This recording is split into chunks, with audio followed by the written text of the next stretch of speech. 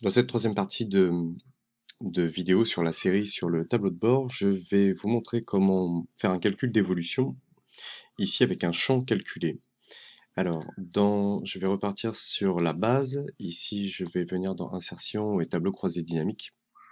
Et cette fois-ci, je vais prendre cet élément sur une feuille de calcul existante, c'est-à-dire sur mon tableau ici déjà existant. Je vais venir cliquer juste en dessous, donc je vais lui préciser vraiment la référence, et je vais cliquer sur OK. Attention néanmoins, puisque lorsque je vais effacer les filtres ici, vous risquez d'avoir un souci avec, disons un souci de place. Donc on peut commencer à faire le rapport de tableau croisé dynamique, mais il faudra songer à décaler les deux éléments par la suite. Alors, ce dont j'ai besoin pour réaliser cette opération, c'est simplement, encore une fois, des pays avec les lignes. Et puis, je vais avoir toutes nos années de 1980, 2000 et 2050 que j'ai ramené, par exemple, avec ma recherche X ou ma recherche V.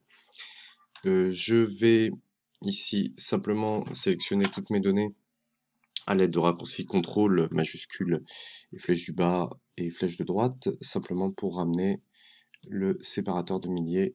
Donc je vais aller dans autre format numérique, c'est une autre manière de faire, et utiliser le séparateur de milliers. Alors ici je vais devoir rajouter une colonne juste pour avoir un peu de place. Donc j'ai utilisé CTRL+, ou vous pouvez aussi au clic droit sur une colonne faire insérer, c'est exactement la même chose. Pour insérer un champ calculé dans les tableaux croisés dynamiques, je vais aller dans l'analyse, et ensuite vous avez champ, éléments et jeu ici. Et je vais cliquer sur champ calculé. Les champs calculés sont des éléments qui sont très simples, ils ne supportent que des opérations arithmétiques qui sont peu complexes, c'est-à-dire des additions, soustractions, etc. Mais c'est pratique puisque vous allez voir que ça permet d'ajouter un champ à l'intérieur de votre tableau croisé dynamique. Alors ici je vais l'appeler évolution, évolution pour 2000, évolution population. Et maintenant, je vais lui donner le calcul. Le calcul est fait de cette manière-là, c'est-à-dire qu'on va sélectionner le champ dont j'ai besoin, c'est-à-dire ici les prévisions de 2050 avec ma recherche X, moins les prévisions de la dernière année connue, c'est-à-dire de 2000. Okay, ça va me donner l'évolution entre ces deux éléments-là. Okay, on va voir ensuite qu'on pourrait faire aussi une évolution avec un graphique entre l'année 1, 2 et 3 ici. Mais en tout cas, là déjà, je peux déjà ajouter ce champ. Vous voyez que tout de suite, j'ai un nouveau champ ici, évolution de la population, qui apparaît. Et je vais cliquer sur OK. Maintenant, ce champ, il apparaît automatiquement dans mon tableau croisé dynamique. L'intérêt de cet élément-là, c'est que au niveau de mon tableau de bord, maintenant, je peux venir chercher à piloter à la fois cet élément-là et celui-ci, les deux en même temps. Alors, par sécurité, ce que je vais faire, je vais laisser, donc, j'ai besoin d'au moins 5 lignes ici, je vais en rajouter quelques-unes ici, et je vais venir déplacer ici mon tableau croisé dynamique, donc simplement pour ne pas risquer, lorsque j'efface mon filtre ici, ben, tout simplement qu'il m'affiche un message d'erreur, ni plus ni moins. Alors ici, vous voyez, même si je clique, même si on est très zoomé, vous voyez que de loin, en fait, là, le segment ne pilote que ce tableau croisé dynamique là. Au segment, vous allez voir que si vous faites un clic droit et que je vais dans connexion de rapport, je vais pouvoir ici connecter l'autre tableau croisé dynamique, c'est-à-dire ici en l'occurrence pour moi c'est le tableau croisé dynamique 4, mais il peut avoir un autre nom. Et vous voyez que maintenant il va piloter les deux en fait quand j'ai cliqué sur l'Allemagne ou l'Australie. Ça c'est absolument génial, ça vous permet de piloter plusieurs éléments à partir d'une seule et même série de filtres ou de boutons. Maintenant, ce qui serait judicieux pour commencer à faire le tableau de bord, ce serait de ramener le nom du pays sélectionné, l'évolution de la population, et est-ce qu'elle est positive ou négative. Ces éléments-là me permettront plus tard, soit d'afficher des icônes, soit d'afficher, disons, une tendance ou ce genre d'éléments.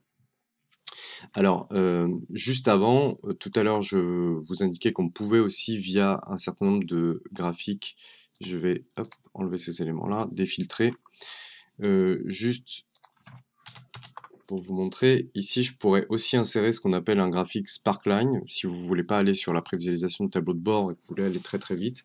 Deux manières de faire pour faire un graphique Sparkline, il faut que je sélectionne une case qui soit vide, je vais aller dans Insertion et Courbe, Et ici, je vais d'ores et déjà sélectionner la plage de données qui va être concernée, et puis à quel endroit, il le sait déjà puisque j'y suis.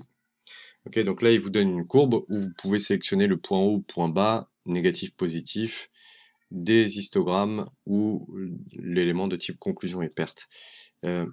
Ces éléments-là sont assez pratiques parce qu'ils vous permettent très vite de voir s'il y a une évolution descendante ou ascendante. Voilà, on va recopier cet élément-là jusqu'en bas. Et donc vous voyez ici très très vite que en fait j'ai une population qui augmente ici par exemple pour l'Australie, alors que pour l'Allemagne elle descend. Voilà. Ces graphiques Sparkline sont assez pratiques, on peut changer beaucoup de choses dessus dans le menu graphique des Sparkline, notamment les couleurs de marque ou les couleurs du graphique. Voilà, je vous invite à regarder. C'est toujours une manière différente de visualiser nos éléments. Autre chose que j'aurais pu faire là-dessus, si je prends la somme de l'évolution, ça aurait été par exemple dans ma mise en forme conditionnelle d'indiquer un jeu d'icônes. Ici, j'aurais très bien pu aussi indiquer des petites flèches pour pouvoir savoir si c'était positif ou négatif. Par contre, vous voyez ici que c'est un peu incohérent puisque à 8 millions, ils considèrent que c'est négatif. C'est simplement en fait qu'il faut venir dans la gestion des règles. Et sur ce jeu d'icônes ici, préciser que c'est pas sur un pourcentage d'éléments, mais que c'est bien sur un nombre par exemple.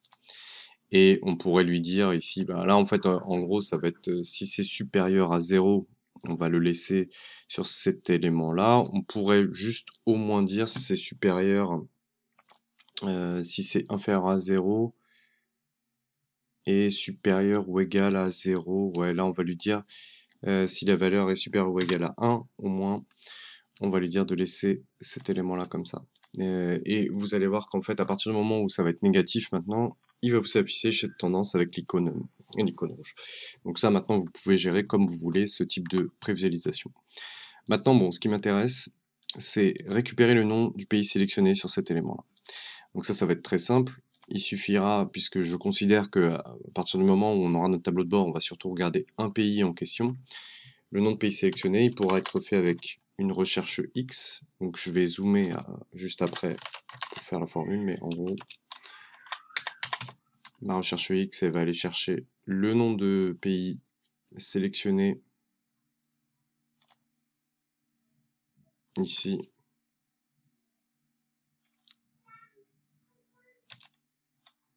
Alors, je vais peut-être, là, il faut que je pense à bien zoomer pour vous montrer.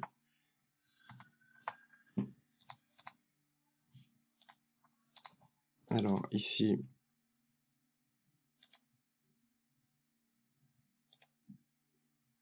hop, remarquez, je suis en train de me dire, j'ai peut-être pas besoin de vous faire une recherche. Je vais vous éviter celle-ci, j'ai juste reporté ce résultat-là. Par contre, pour l'évolution de la population, je vais être obligé par sécurité. Alors, je vais zoomer hop, pour vous montrer. Donc, ici, la recherche X va porter sur le nom du pays sélectionné. Dans quel tableau je vais rechercher cet élément-là? Bah, c'est très simple, je vais devoir venir chercher hop, ici sur cet élément-là. Voilà, c'est sur cet élément-là que je vais venir rechercher mon tableau. J'aurais peut-être pu défiltrer en fait pour que ce soit peut-être un peu plus simple. Hop. Voilà, ouais, il me dit que j'ai un nombre insuffisant d'arguments, c'est normal. Alors, je vais le faire comme ça parce que sinon ça va être assez difficile pour moi. Je vous laisserai la formule en zoom après. Donc ici, hop, recherche X qui porte sur le nom du pays sélectionné. Dans quel endroit je viens chercher sur les éléments sur lesquels j'ai des pays. Et ensuite, qu'est-ce que je veux en fait renvoyer? Bah, c'est simplement l'évolution ici pour savoir si c'est négatif ou positif. Donc ici, je vais rajouter un séparateur de milliers pour que ce soit voilà, plus facile à visualiser. Voilà. Maintenant, le tout, c'est savoir est-ce que l'évolution est positive ou négative. Nous, on voit avec le signe moins en plus. Mais si on voulait pouvoir rajouter une icône par la suite, il faudrait en fait que je puisse faire une petite fonction si pour simplement indiquer un résultat de type si cet élément-là est inférieur à 0, alors ça veut dire qu'on est en train de partir en down, c'est-à-dire qu'on est en train d'avoir une évolution de la population qui est négative, et sinon on va être en up, Alors là, j'ai fait une erreur selon moi, c'est de mettre une majuscule à l'intérieur. Pourquoi je vais éviter les majuscules? Puisque je vais avoir d'autres éléments à rajouter et que je préfère. Alors par contre, là, il a pas. Pop, pop, pop, pop.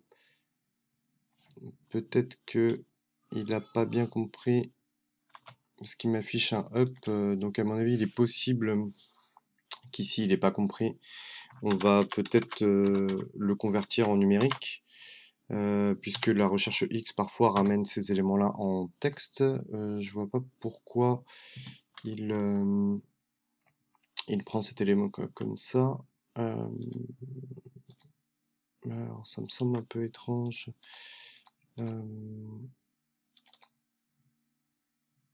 Si cette valeur, mais est-ce qu'il considère que c'est un texte ou du chiffre? Pour autant, il considère bien maintenant que c'est un chiffre, mais il voit pas que c'est négatif pour lui.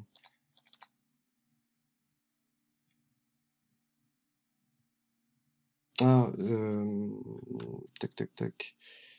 Donc mon test logique, c'est bien, est-ce que cet élément-là est supérieur? En fait, si c'est inférieur à 0, j'ai inversé les deux éléments. Voilà. Donc maintenant, je vais essayer de voir si l'Australie, voilà, l'Australie c'est positif, donc il m'affiche bien le up et il m'affiche bien le down quand je vais avoir un résultat de cette manière-là. On a terminé cette partie-là pour calculer l'évolution de la population. Maintenant, il ne nous restera que dans la quatrième partie à faire la mise en forme complète maintenant du tableau de bord.